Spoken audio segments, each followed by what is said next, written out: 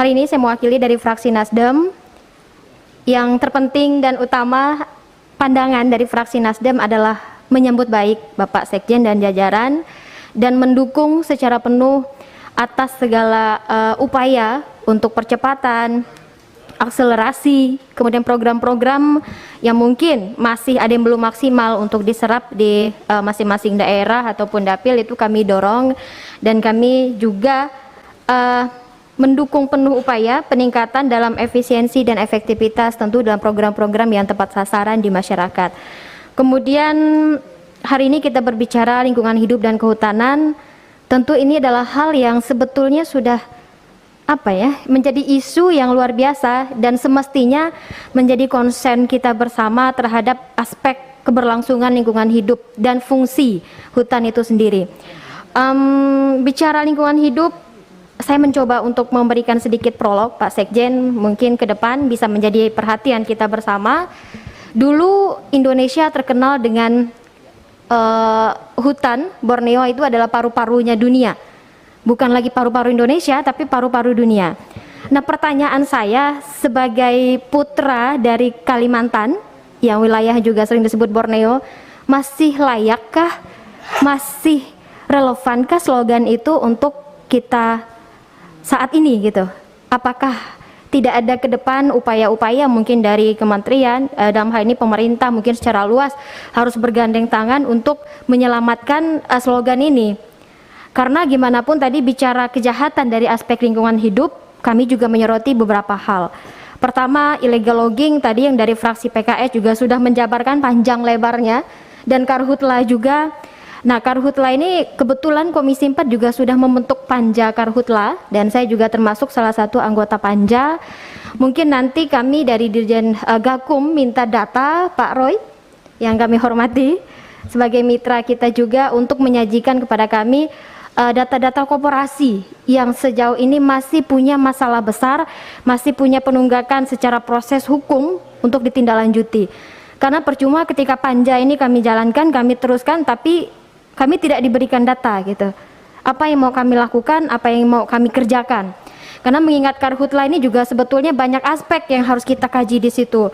Penyebab Karhutla ini ya bisa dibilang yang paling besar itu koperasi.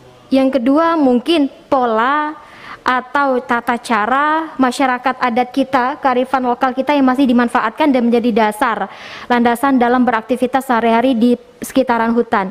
Nah, ini kita tidak bisa menyalahkan mereka 100%.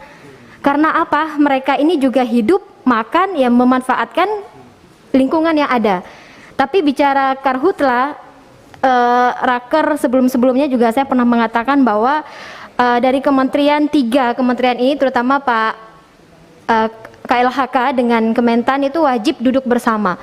Karena bicara Karhutla, penyebab masyarakat kita, masyarakat adat terutama, masih menerapkan pola membakar lahannya untuk bertani, untuk bercocok tanam itu karena tidak ada fasilitas sarana prasarana pertanian yang memadai yang diberikan pemerintah untuk masyarakat kita di daerah. Itu yang menjadi fokus kita juga nanti di Panja Karhutla untuk mendorong kementerian-kementerian lembaga terkait untuk bisa menyikapi hal ini. Kemudian Pak Sekjen yang saya hormati, mungkin sedikit gambaran ataupun masukan, boleh ke depan sekiranya ada program atau ada istilahnya untuk masyarakat kita di daerah, karena masih banyak Pak Sekjen ditemukan tokoh masyarakat kita, tokoh adat kita yang masih dengan tulus hati memelihara hutan, memelihara fungsi hutan ini supaya tetap terjaga. Jadi mereka sanggup kelahi dengan pihak korporasi, dengan perusahaan-perusahaan, dengan investor-investor yang tidak ramah lingkungan, mereka sanggup untuk membela hutan mereka sendiri sebagai tempat mereka hidup dan paru-paru dunia. Saya pikir boleh ke depan ada penghargaan atau apapun gitu dari pemerintah terkait masyarakat ataupun kelompok masyarakat atau LSM yang masih concern terhadap hal ini. Kemudian yang berikutnya kami juga meminta dari KLHK memberikan penjelasan terkait beberapa catatan. Yang pertama, kami menemukan di BPSDM KLHK mengenai salah satu aktivitas dalam program dukungan manajemen, yaitu data informasi pengembangan kompetensi aparatur dan non-aparatur. Ini senilai 2 miliar. Kami mohon penjelasan outputnya ini seperti apa? Basis data, aplikasi, atau dalam format lainnya. Nanti mohon penjelasan dari badan yang bersangkutan. Kemudian masih ada relasinya juga, ini mengenai pelatihan SDM, aparatur dan non-aparatur KLHK lagi. Ini senilai 3 miliar. Ini bedanya di mana dengan yang tadi 2 miliar? Ini menyerap anggaran yang kami pikir juga cukup menjadi perhatian kita, totalnya 5 miliar untuk SDM aparatur dan non-aparatur di KLHK. Dan yang terakhir Pak Sekjen, kami juga meminta, ini kan terkait dengan turunan PP dari Ciptaker kita nomor 11 tahun 2020.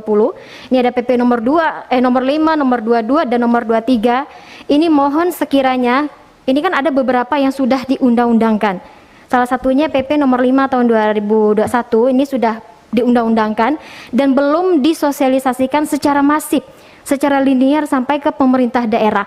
Nah, ini saya masih mendapat mendapat catatan, mendapat banyak pertanyaan juga dari Dapil, dari para pemangku kepentingan, pemangku kebijakan dan keputusan di daerah terkait PP ini gimana sebenarnya. Mereka ini belum paham implementasinya seperti apa.